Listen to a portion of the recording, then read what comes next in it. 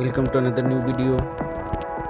In this video you will see how to fix Facebook navigation bar not showing problem. Please fully